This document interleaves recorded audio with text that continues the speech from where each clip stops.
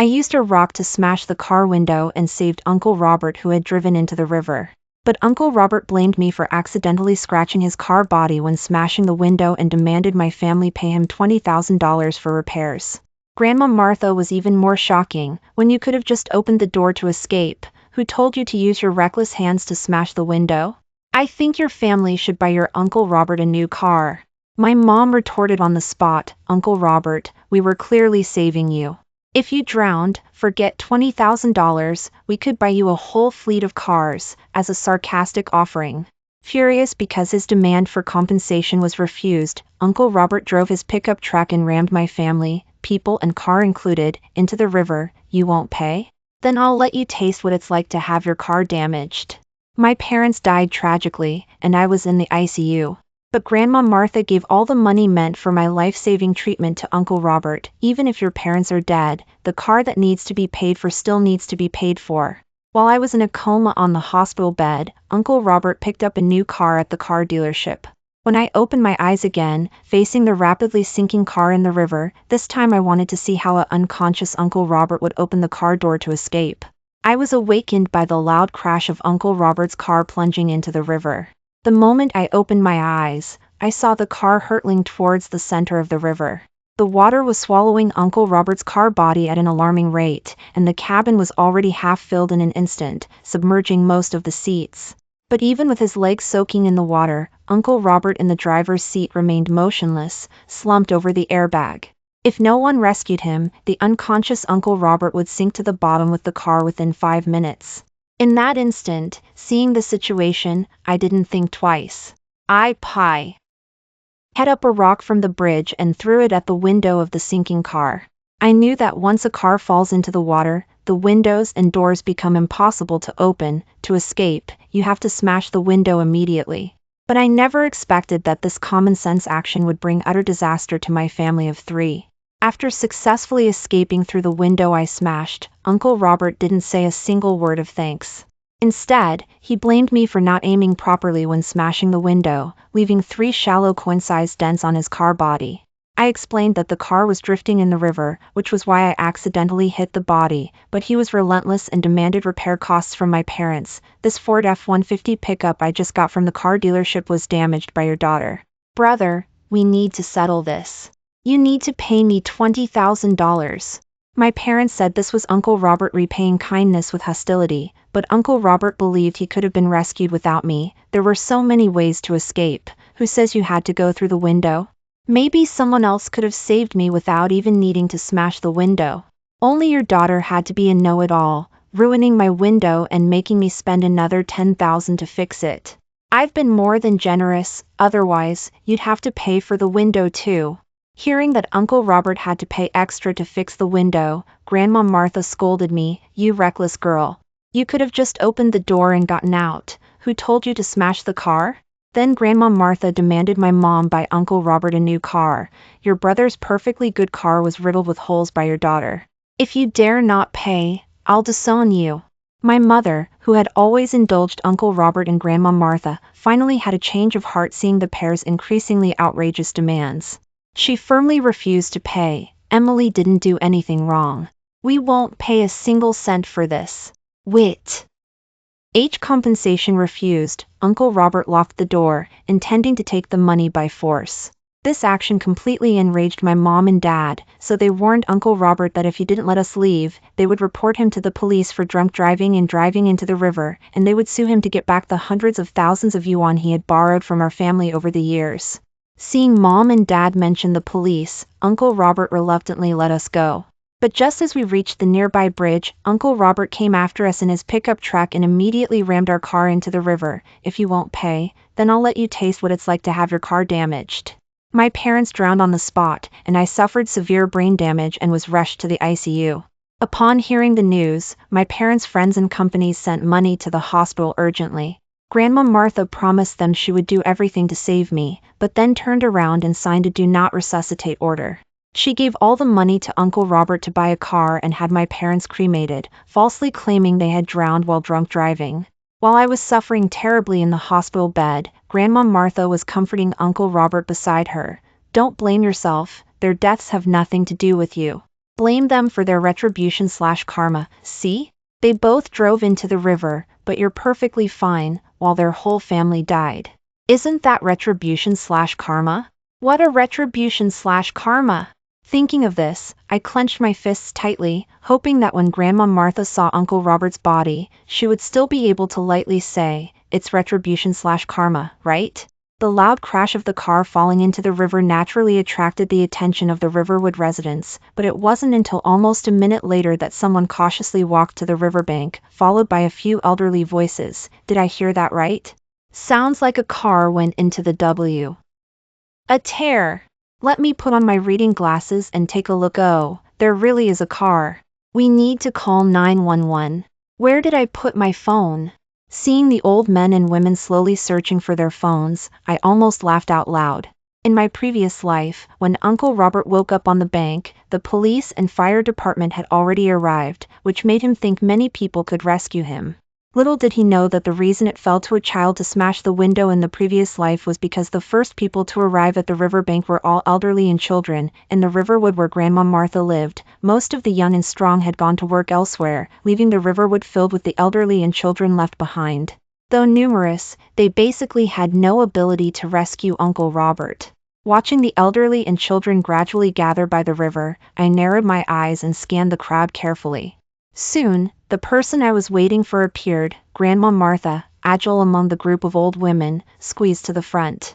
She craned her neck to look towards the center of the river. I quickly perked up my ears, waiting for Grandma Martha's reaction. But I never expected that after seeing the car in the river clearly, Grandma Martha would put her hands on her hips and laugh out loud. Haha, serves you right.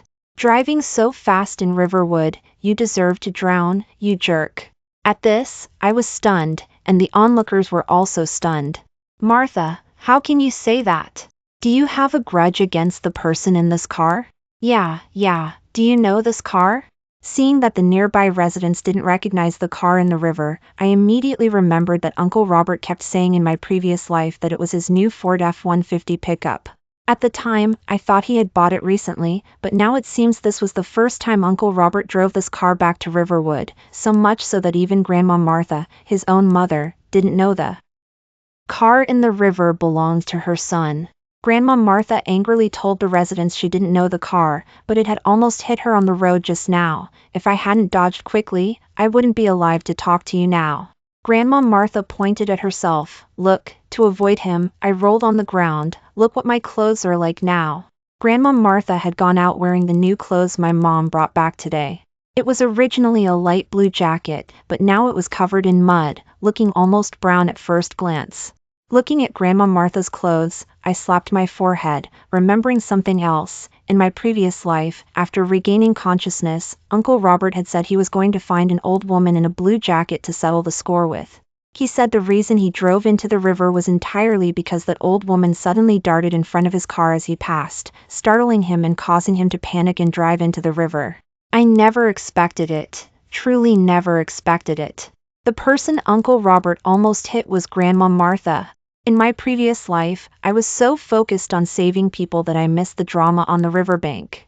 I became increasingly curious about what expression Grandma Martha would have when she saw that the person in the car was Uncle Robert. For some reason, after hearing about Grandma Martha being almost hit by a car, none of the elderly onlookers responded to her. Another minute passed in a flash. The children running around finally managed to call out two middle-aged men. Seeing the car in the river, they immediately started discussing how to rescue the person and asked the elderly, "Did you call 911? Call 911. Quickly take pictures and post them on the town Facebook group so everyone can identify whose car this is. Quickly call their family. Does anyone have anything useful? We'll need to smash the windows later." Seeing someone take charge, the elderly finally had a backbone and cooperated one after another. Taking pictures, making phone calls, and some hobbling home with their canes to rummage through their houses. Seeing the residents treating her like she was invisible while treating others' words like sacred scripture, Grandma Martha was very unhappy and sought attention. What's the rush? We can pull the person out later and have their family identify them. It won't be too late. Grandma Martha usually had a sharp tongue, and now, being almost hit, she had gone into full cursing mode. Martha, This person isn't dead yet. You should be careful what you say. Yeah, hurry up and go save them. Grandma Martha got worked up and argued with everyone. Driving like that, even if he doesn't drown today, something will happen sooner or later. He didn't hit me, but what if he hits someone else later? Wouldn't that make him a murderer? I don't know how others felt hearing that, but I felt a cold sweat run down my back. But the residents were much busier than me, the spectator, right now. They had no time to argue with Grandma Martha. The two middle-aged men had already stripped down and jumped into the water.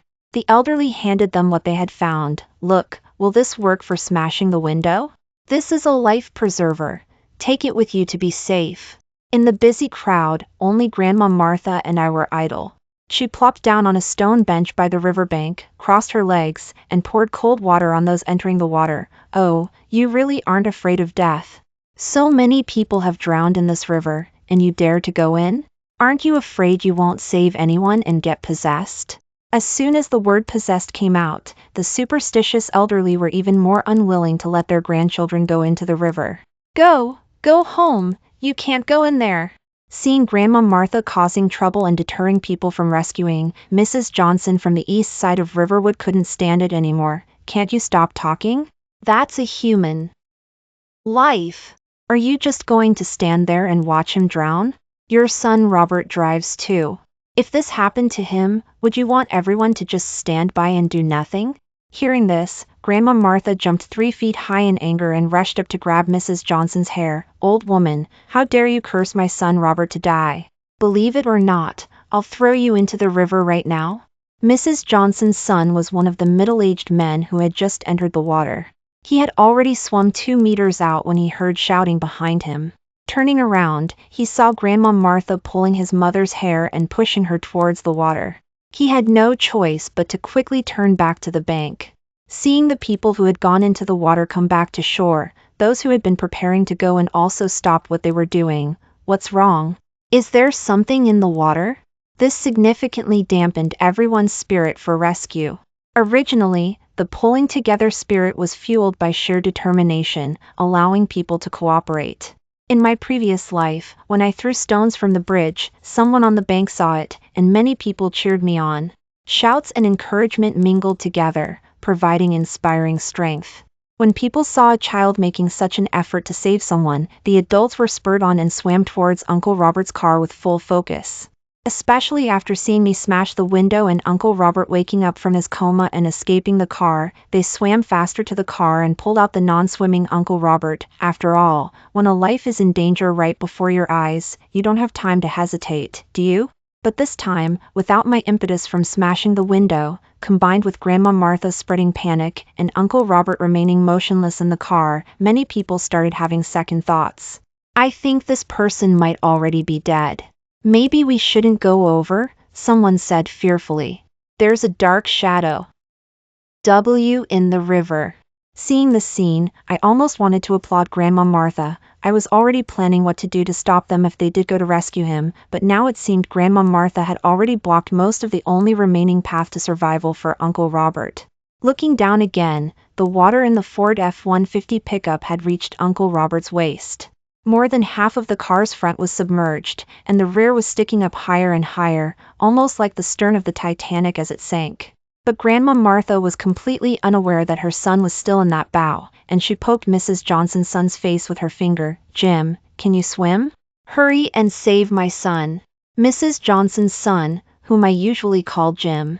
If I remember correctly, the person who finally brought Uncle Robert to shore in the previous life was Jim. Jim was a strong swimmer and knew rescue techniques.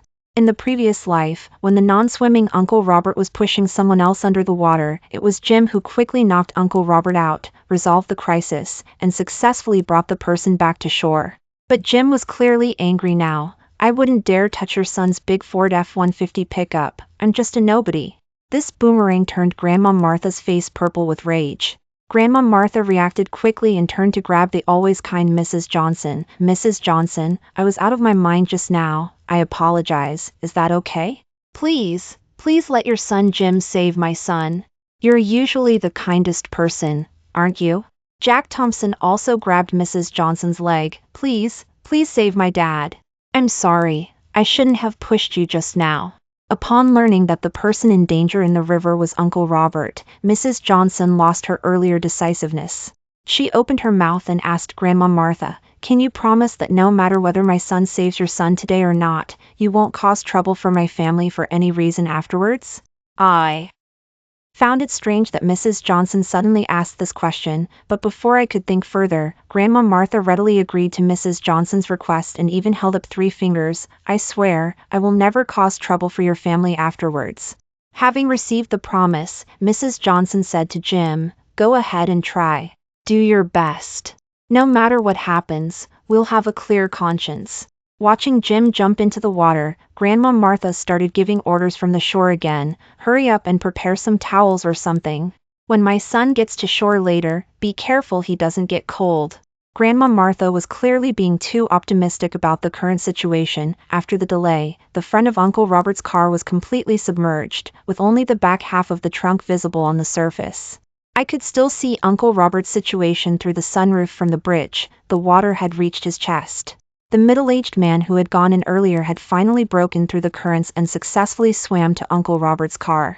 But the awkward thing was, this person hadn't brought any tools. Originally, he was supposed to swim to the car first to check the situation and wait for Jim to find suitable tools and bring them. But when he swam there and looked back, he realized no one had followed. Empty-handed, he could only knock on the car window, trying to wake Uncle Robert inside. Perhaps it was the sound of tapping on the glass, plus the discomfort of the water reaching his chest, but Uncle Robert woke up. I first saw his hand move, and then, Uncle Robert suddenly lifted himself up from the steering wheel. The moment he was conscious, Uncle Robert frantically turned his head left and right, looking just like an action hero, reference, searching for an escape route. Finding himself in the water, Uncle Robert first slapped himself twice on the face, as if to confirm whether he was dreaming. The person outside the car saw Uncle Robert wake up and immediately shouted at the top of his lungs towards the shore, "He's alive. Hurry up! Otherwise, it'll be too late. Bring something. There's nothing to smash the glass with." More people gathered on the shore. It seemed someone had called the mayor.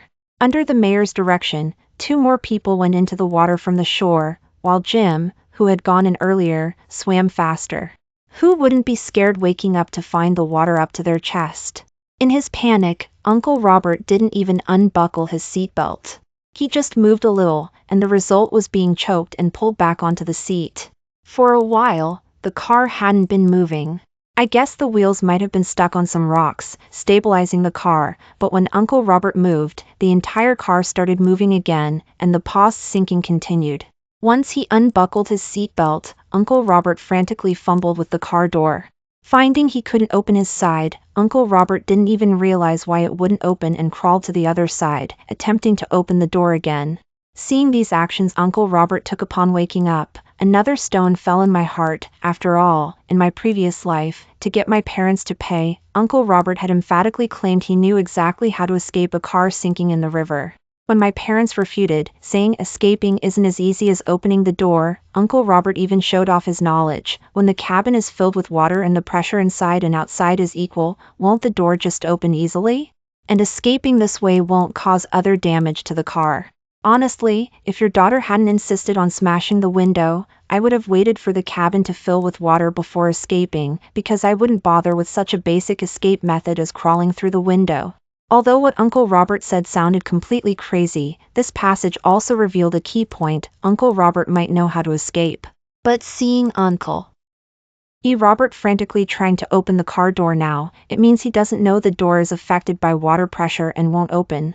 Thus, I can deduce that everything he said in the previous life was just talking big after the fact, concocted after he had crammed some escape knowledge after getting to shore. While I was inwardly complaining, Uncle Robert was trying to lower the window using the button. Once a car is submerged, the windows and sunroof become unusable due to power loss. Discovering the window wouldn't go down, Uncle Robert's face was visibly panicked. He could only frantically tap on the glass, trying to speak to the person outside the car. Finding that person couldn't hear him, Uncle Robert suddenly looked up at the sunroof. I had been observing Uncle Robert through the sunroof and hadn't even had time to suppress the smile on my face before I made eye contact with him from under the water. Uncle Robert saw me and immediately pressed his face against the sunroof. He pointed his finger at me repeatedly, seeming to indicate something. I was confused. Uncle Robert then clenched his hand into a fist and smashed it against the sunroof. His mouth seemed to be saying rock. I instantly understood. He was telling me he wanted a rock. Well, I certainly couldn't grant his wish. I held up 2 fingers and waved them at Uncle Robert. Hee hee, 2 fingers, guess what I mean? At a time like this, he wants to play rock paper scissors with me? Uncle Robert was clearly bewildered too.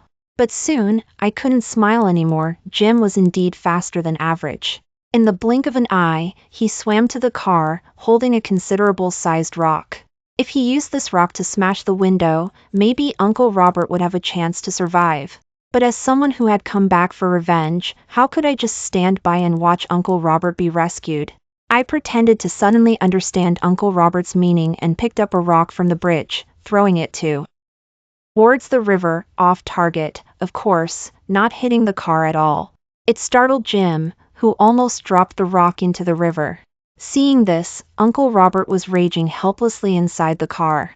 I watched his mouth opening and closing, and I could tell what he was cursing me by using my toes, things like, "Are you a pig brain? Is there something wrong with your hand? You should go to the hospital. You can't even throw a rock straight," and so on. I knew this clearly because that's exactly what Uncle Robert cursed me with in my previous life after seeing me miss. Remember this, when someone says there's something wrong with your hand, you'd better do something that makes it look like there really is something wrong with your hand. I pretended to be apologetic and picked up several more rocks, throwing them towards the river. I was better this time because a few stones touched the car glass, but I used very little force and chose small stones, causing no damage to the glass whatsoever. Uncle Robert, I'm sorry. This piece of glass is worth $10,000. It's truly too precious. I really can't bear to smash it. Besides, is glass's life precious? But at this moment, someone still wanted to take Uncle Robert's life. Amidst the fluctuations of the current, as soon as Jim stabilized himself, he held the rock and aimed at the only car window still exposed above the water, the rear trunk window. Luckily, a wave surged forward, and Jim missed. This time, he made a dent 3 times larger than my previous one on the rear trunk. I couldn't help but worry. If Uncle Robert survived, his target for extortion would likely become Jim's family. In that case, Uncle Robert absolutely couldn't be allowed to live. Next, I pretended to try harder to smash the window, even leaning out almost half my body and throwing a rock forcefully from outside the bridge. I instantly lost my balance and swayed back and forth several times, looking like I was about to fall from the bridge into the river. Seeing this, the 2 people by the car ignored the car and shouted warnings at me. People on the bank also gasped, "Get back! Get back on the bridge!" But I couldn't go back. From the moment I was reborn, I made up my mind that I would never let Uncle Robert leave his car alive. Since I was reborn, I wasn't here to respect other people's fate. If I didn't see all my enemies disappear, I wouldn't live up to this second chance. So at this moment, to prevent Jim from saving Uncle Robert, I had to make him save someone else. Like saving me, amidst the crowd's gasps, I fell from the bridge. As I fell, through the last gap in the car window, I saw Uncle Robert's face, close to despair. He was using everything he could find inside the car to try and smash the window, but the window remained sturdy. I guess the window might know that such a basic escape method was simply not worthy of someone as sophisticated as Uncle Robert. At the same time as the river water flooding the cabin submerged Uncle Robert's head, I also fell into the turbulent river water. With a splash, I began to scream and struggle, looking completely unable to swim. After shouting myself hoarse, I pretended to choke on water and pass out. My limbs stopped moving, letting my body drift with the current. Under the water, in the blink of an eye, I had drifted several meters away. Looking back at Uncle Robert's car, only the roof was left. Facing 2 people whose lives were on the line, Jim and the kind person had to make a choice. In terms of difficulty, one was a person who would be hard to rescue and might not be saved even with effort. The other was someone who could be saved just by going over. Who should they choose? It was already obvious. In terms of nature, one was a good child who fell into the river because they were trying to save someone. The other was a middle-aged man-child who drove into the river while drunk. Who should be saved? The result was not unexpected. Jim and the kind person swam towards me. Although I pretended to be unconscious, I remained alert, observing my surroundings. Looking at the spot where I had just been standing, a group of Riverwood residents came running. In the previous life, seeing me throw stones, some Riverwood residents also ran over wanting to help smash the window. However, the elderly were slow-footed. By the time they arrived, I had already smashed the window and didn't need their help. The situation now was similar. They still couldn't be of much help, only the roof of Uncle Robert's car was above the water. The roof was metal, no matter how many people tried to smash it, it would be useless. But strangely, I still heard the sound of a stone falling into the water. Immediately followed by the shouts of Riverwood residents, "Martha! You can't smash the roof! Stop smashing! Be careful you don't hit the people in the river!" I instantly understood, it was Grandma Martha smashing the car. Suddenly, a few louder gasps came from the bridge. "Quick, stop her! She's not smashing the car! She's smashing a person! Holy crap! Are you trying to kill your grandchild?" Before I could finish hearing the words, a loud crash of a stone hitting the water came from right next to my ear. The sound was too close. I dared not pretend to be unconscious anymore. I quickly opened my eyes. The moment I opened them, my pupils contracted, and a chill ran through my body, because a huge rock was heading straight for my face. I swam aside with the fastest speed of my life and barely managed to dodge the rock. But the unexpected fright still threw me off balance, causing me to actually choke on water and cough violently in the water, my face contorted. Along with the pain in my lungs, came rage. After all my calculations, I never expected this old woman would throw a rock at me. Seeing me dodge, Grandma Martha shouted from the bridge, "Look at this rotten girl. She wasn't unconscious at all. She was faking it. She could even dodge the rock I threw. She's perfectly fine. Don't any of you go save her. Hurry back and save my son." Many people shouted back, "Grandma Martha, you crazy woman. Faking unconsciousness? Wasn't that because of your rock?" Jim, meanwhile, continued to swim towards me with his head down. "Emily, don't be scared. Jim's coming." Seeing that the crowd didn't change direction, Grandma Martha became even more frantic. This time, she threw a rock directly at Jim. Jim was swimming diligently and it was too late to dodge the rock when he heard our shouts. The rock grazed his back, leaving a long bloody mark. Grandma Martha also threatened Jim, "If you dare to swim another step that way, I'll smash you to death today. If you don't want to die, hurry back and rescue him." This time, before Grandma Martha could finish her words, Mrs. Johnson, who had rushed out from behind, grabbed her hair and dragged her back onto the bridge. "My son at least deserves some credit for his efforts. How dare you throw a rock at him? I'll slap your face raw." Amidst the sounds of slapping, Grandma Martha, pinned to the ground, finally had no time to cause trouble. Less than 5 minutes after Jim pulled me back to shore, the 2 men the mayor had sent into the water also returned. Although they successfully swam to Uncle Robert's car with tools, the car was now completely submerged. They could only dive underwater to try and smash the windows and open the doors. But underwater visibility was poor and the current was too strong.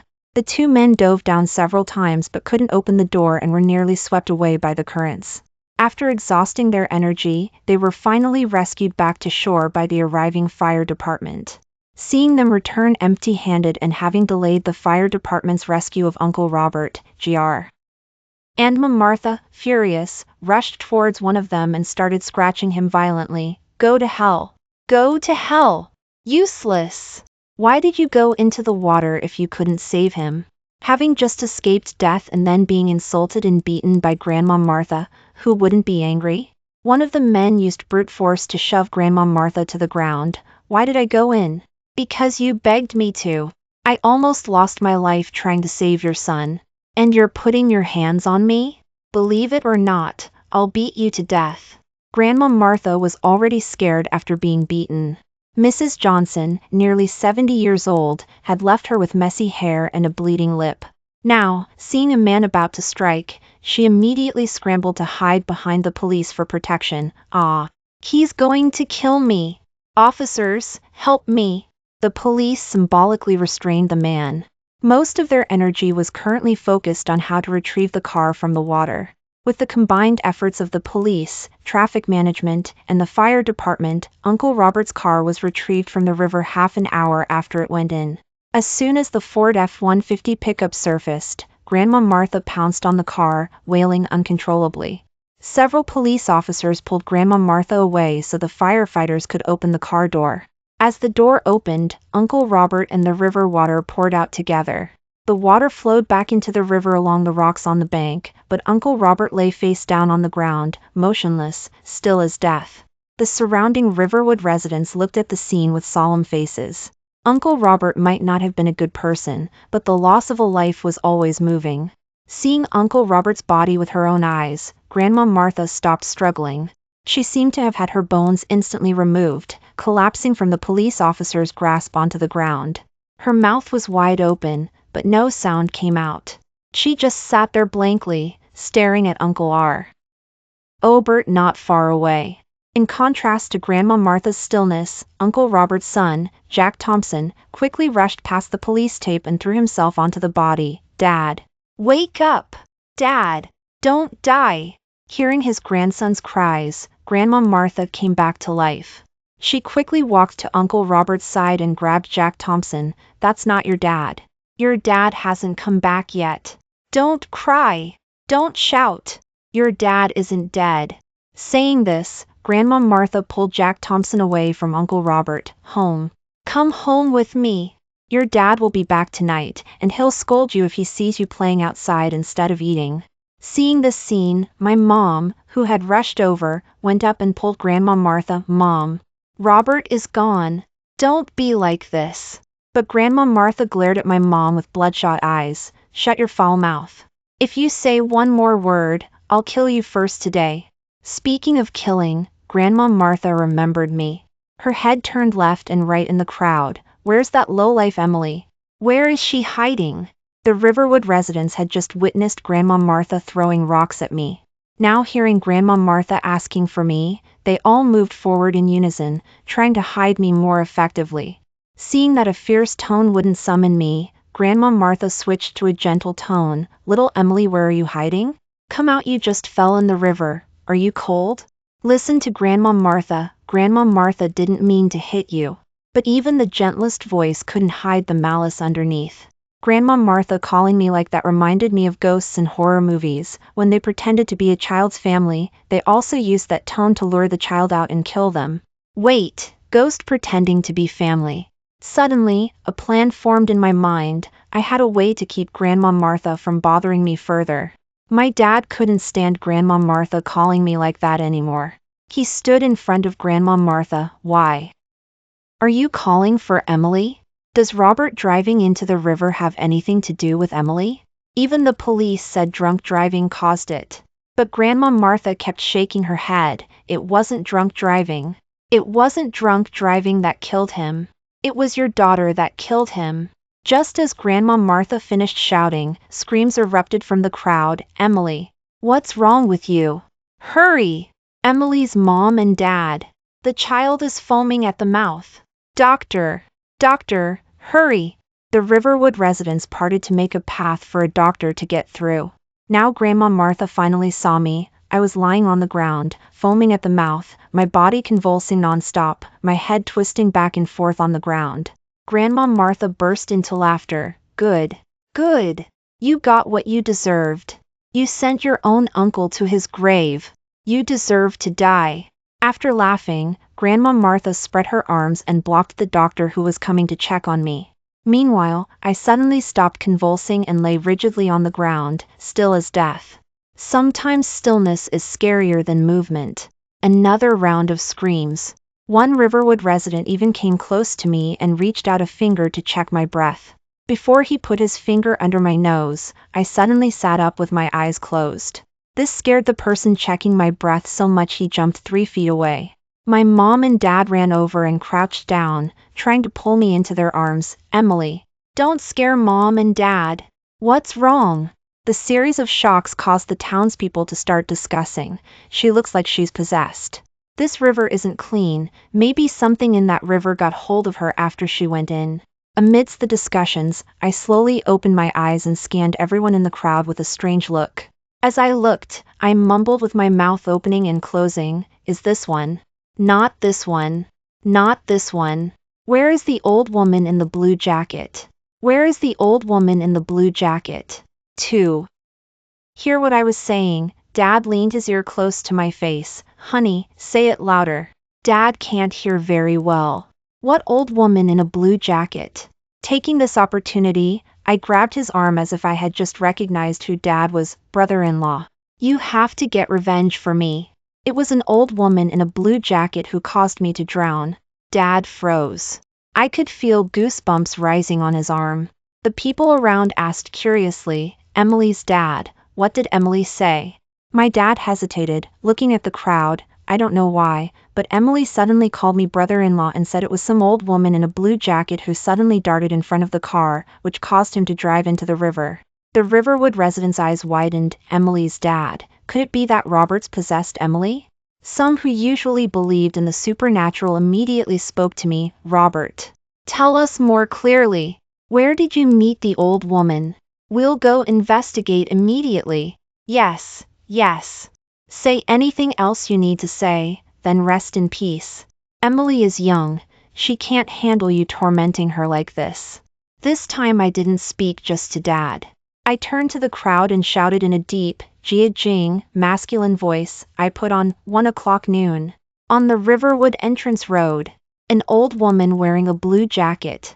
The mayor ordered his subordinate, "Quick! Get the surveillance footage from the Riverwood entrance for this afternoon." Witnessing all this, Grandma Martha was so surprised that she had unconsciously let go of the doctor she was grabbing. What are you saying about a rotten blue jacket old woman? Tell Mom what she looks like. Mom will go kill her." I hugged Grandma Martha. "Mom, I'm so cold. The river water is so cold. Mom, I waited so long, why didn't anyone come to save me?" Grandma Martha hugged me tighter. "My poor child. Mom will warm you up. Mom hates it too. It's all these heartless people. They stood by and did nothing. My son. If you could come back, kill them all. They all deserve to die." Grandma Martha wasn't just talking.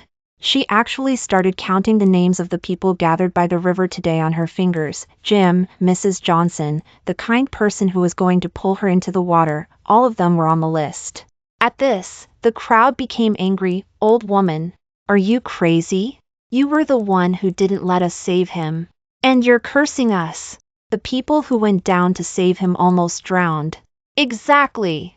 Robert was your son. We weren't the ones who didn't save him. Make sure you don't blame the wrong people." Hearing this, I pushed Grandma Martha away, turned my face towards the Riverwood residents, and put on the fiercest expression. "You're talking nonsense. How could my mom hurt me?" Turning to Grandma Martha, I said, "Mom, don't worry. I will definitely come back and find the people who killed me." Before I finished speaking, my gaze stopped at my grandmother's upper body. "Mom, what color is the jacket you're wearing?" That outer jacket, which had been soiled brown, had revealed its original blue color again because of Grandma Martha's struggling in the water. Hearing my question, Grandma Martha also looked down at herself in confusion. With just one look, she immediately looked up in panic. But I kept staring at the jacket, asking mechanically, "Mom, what color is this jacket you're wearing? Mom, what color is this jacket you're wearing? What color is this jacket you're wearing? Mom, what color is this jacket you're wearing?" With each question, Grandma Martha's body recoiled a little further. As the panic on her face grew thicker, Grandma Martha's dry lips trembled. Seeing that Grandma Martha's throat could only squeeze out a single blue word for a long time, my mom said confusedly, "Isn't this jacket blue? Why are you asking so many times? Emily, didn't you help me pick out this jacket for Grandma Martha? The Riverwood residents also are." Remembered, that's right. Didn't Grandma Martha say this afternoon that she was almost hit by a car? While everyone was recalling, the mayor's subordinate ran over, panting, "Mayor, I was just about to send you the surveillance footage, but I accidentally sent it to the town Facebook group. Mayor, can you tell everyone not to spread it around? Hearing the news, everyone immediately took out their phones.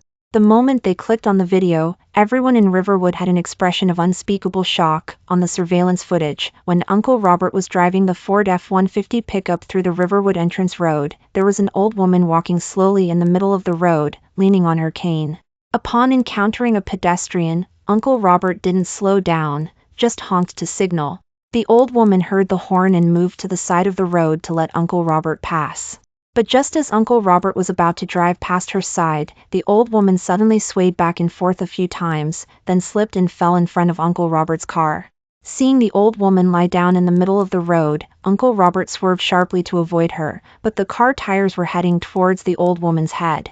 The old woman, agilely, rolled several times on the ground, dodging the car. But the car, due to oversteering, veered towards the wall. To avoid hitting the wall, Uncle Robert sharply turned back onto the main road. But by this time, he had lost control of the car. After driving in an S-shape for a distance on the road, it finally plunged down the riverbank. And Grandma Martha, after rolling several times, got back up and even chased the car for a while. Realizing she couldn't catch up, Grandma Martha cursed and turned back to pick up her cane. As for what happened next, the Riverwood residents present already knew. After watching the video, everyone's expressions became extremely complex. Expressions of lament, astonishment, anger, and regret. Glad at this moment. The mayor faced Grandma Martha, sighing one "oh" after another. Everyone seemed to be at a loss for words. But people who weren't present in the town Facebook group were discussing the video. Doesn't this insurance fraud/staging accidents video look like our Riverwood entrance? Could it be that Martha from our Riverwood has started staging accidents again? Is the owner of this Ford F-150 pickup okay? From the town Facebook group chat history, I finally understood why Mrs. Johnson had asked that extra question. It turned out it was all because Grandma Martha was an insurance fraud/staging accidents master. If she fell on a snowy, slippery day, whoever helped her up couldn't leave without $5,000. If she fainted from heat stroke in the summer, whoever gave her a bottle of antihistamine tablets would have to pay her another $3,000 for medical expenses for a bad stomach. But the Riverwood residents said these were small potatoes for Grandma Martha. Before, Grandma Martha used to target luxury cars. She would fall in front of a car, force it to stop, and then put on a mother-son act, meaning she would bring Uncle Robert and his buddies out to testify that they had seen the car hit the person. They said that in those few years, Uncle Robert made $200,000 just from staging accidents. This also answered another question I had. No wonder Uncle Robert was so good at insurance fraud/staging accidents in my previous life. It turned out he and Grandma Martha had worked together many times before. As for why I knew nothing about it, it was because since I could remember, Uncle Robert and Grandma Martha were forced to stop staging accidents. First, because they frequently operated in the vicinity, leading to an increase in traffic accidents and attracting police attention, resulting in them being detained and warned. Second, he who often walks by the river is bound to get his shoes wet. They pretended to be hit by cars every day, and one day Grandma Martha was actually hit. That car didn't see Grandma Martha in front and drove over her foot. Luckily, Grandma Martha reacted quickly and only broke her foot, otherwise she might have lost her life. These factors combined, Uncle Robert and Grandma Martha were forced to retire. While Grandma Martha's leg was broken, my mom finally found out what Grandma Martha had been doing. To stop Grandma Martha from continuing, my mom paid for Grandma Martha to see the best doctors for her foot injury and sent Grandma Martha $6,000 for living expenses every month from then on. So the most pained person was my mom. She knelt before Grandma Martha, tears rolling down her cheeks like beads. "Mom, didn't you promise me you wouldn't do this again? I sent you money on time every month. Why would you do this?" I was also curious why Grandma Martha suddenly went back to her old ways, but I couldn't ask. I vaguely felt this might be related to Uncle Robert. The Riverwood residents also couldn't help but speak up. "Martha, your daughter is so filial, and you lack for nothing. Why would you do this?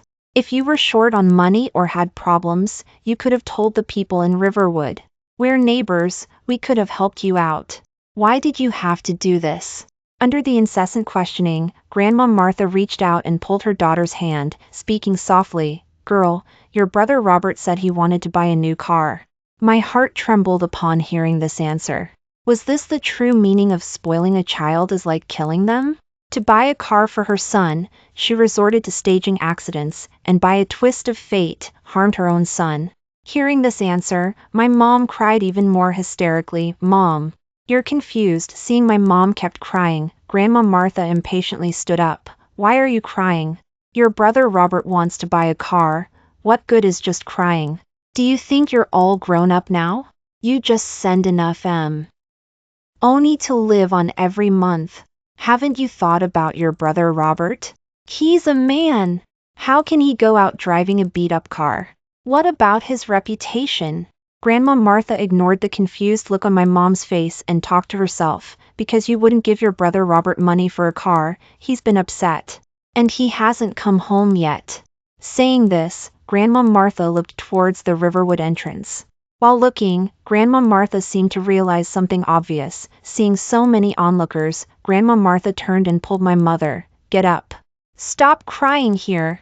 Family shame shouldn't be aired in public. You're crying here with everyone watching. It's embarrassing your brother Robert. Seeing Grandma Martha's frantic words, my mom was crying so hard she was almost fainting. My dad quickly went up and held her. Grandma Martha turned around and started calling for Jack Thompson again. Honey, stop playing. Come home with Grandma Martha for dinner. When your dad comes back and sees you playing outside instead of eating, he'll scold you again. The Riverwood residents silently made way for Grandma Martha. Although Grandma Martha had done almost every bad thing imaginable, she had lost her own son today due to his retribution/karma. The townspeople couldn't really judge her anymore. She seemed pathetic, but she was truly detestable. They all silently kept their distance, saying nothing. But a child's reaction is often the simplest. Hate is hate, love is love. Jack Thompson refused Grandma Martha's touch. Don't touch me. You hurt Dad. I don't want you anymore. Bad Grandma Martha. Grandma Martha ignored him and grabbed Jack Thompson's arm, pulling him towards home. Jack Thompson was now 8 or 9 years old, not small anymore. He struggled a little and broke free from Grandma Martha. Bad person. Don't touch me. You're a murderer. Give Dad back to me. After breaking free, Jack Thompson raised his fist and hit Grandma Martha's body. Gee. Grandma Martha was struck and stumbled back repeatedly, but she didn't dodge at all. She just stared blankly at her empty palms for a long time. Finally, she managed to squeeze out a single sentence. It's gone. Everything is gone. After saying this, Grandma Martha turned and walked towards the Riverwood entrance. Seeing that something was wrong, my mom and dad went up to stop Grandma Martha, but they could only stop her for a moment, not forever. Grandma Martha eventually left. Later, at Uncle Robert's funeral, with many people around, Grandma Martha disappeared again. Mom and Dad searched Riverwood, and finally, the police called us. Grandma Martha was hit by a car on a nearby road. She was pronounced dead upon arrival at the funeral home. Let the dead rest in peace. They couldn't keep the body too long, so Grandma Martha had to be buried the day after the car accident. This also meant the funeral home didn't have enough time to restore Grandma Martha's body. In the end, Grandma Martha was buried in a damaged state. The funeral donations collected at both funerals were given by Mom and Dad to the driver who hit Grandma Martha as compensation for emotional distress. It was also at Grandma Martha's funeral that Uncle Robert's son, Jack Thompson, was taken away by his biological mother. That woman had divorced Uncle Robert years ago due to domestic violence, but Uncle Robert and Grandma Martha had threatened her over custody, so she didn't even dare to visit the child regularly. Now that Grandma Martha and Uncle Robert were gone, she could finally take her child back. Under her guidance, a few years later, Jack Thompson became a completely different person. He was no longer as arrogant and unreasonable as he had been when he was with Grandma Martha. Oh, and he was no longer called Lee Houtyen. He changed his name, taking his mother's surname, and was called Chris Newman. The golden boy Grandma Martha had held in her hands was now completal. Why unrelated to her? However, Grandma Martha and Uncle Robert's deaths did leave behind some inheritance, a rural homestead and $50,000 in cash. My parents originally wanted to give the money to Chris Newman for his future education, but Chris Newman's mother didn't want it and didn't want any further dealings with Uncle Robert's family. Although Uncle Robert owed my mom and dad money, my parents still donated the cash to a charity. As for the rural homestead, my mom planned to sell it because she had no happy memories of living there with Uncle Robert and Grandma Martha. She only remembered feeling like she had been hit in every corner of the house. So seeing that homestead only made my mom feel upset. But before my mom could sell the homestead, something surprising happened. Part of Riverwood was included in a relocation compensation plan, and the rural homestead left by Grandma Martha happened to be in that area. According to reliable sources, the relocation compensation would not be less than $2 million. To think, Grandma Martha risking her life doing insurance fraud/staging accidents with Uncle Robert all those times only earned $200,000. The Riverwood residents sighed. If only that mother and son had waited 6 more months. Wouldn't $2 million be enough for them to spend their entire lives? Honestly, it's retribution/karma. They did all sorts of bad things for money. If either of them had had a little kindness, they wouldn't have died. At this, that old homestead finally brought some happy memories to my mom. Even if your parents are dead, the car that needs to be paid for still needs to be paid for. Isn't buying a house outright the best revenge? The new house is in an excellent location, right next to a park. My mom and dad walk their dog in the park every evening. I, on the other hand, am a bit miserable. This neighborhood is next to the best middle school in the city. My academic pressure is more than a little bit high. Boo. I still have to study hard. After all, if you don't study hard, you might end up like Uncle Robert, not even knowing how to escape when disaster strikes. So, studying really can change your destiny. Tomorrow, I must study hard. I'll stop writing here tonight. The end.